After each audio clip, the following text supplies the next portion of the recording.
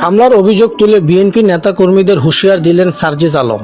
পঞ্চগড়ে জাতীয় নাগরিক পার্টি এনসিপি নেতাকর্মীদের উপর বিএনপি হামলা চালিয়ে বলে অভিযোগ করেছেন এনসিপির উত্তর অঞ্চলের মুখ্য সংগঠক সার্জিস আলম। বিএনপি নেতাকর্মীরা এমন কর্মকাণ্ড করতে থাকলে ছাড় দেওয়া হবে না বলে হুঁশিয়ার করেছেন।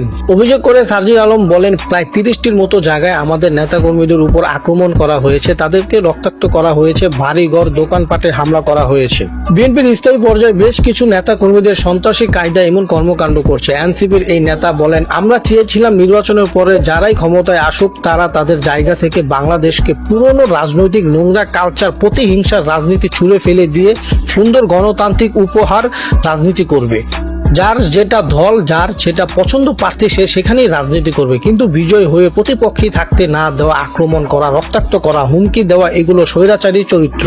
বিএনপি যদি তাদের জায়গায় থেকে আবার নব্য স্বৈরাচার হতে চায়, আমরা মনে করি তারা 5 বছর ক্ষমতায় টিকে থাকতে পারবে না, তাদের পতন অনিবার্য হয়ে পড়বে।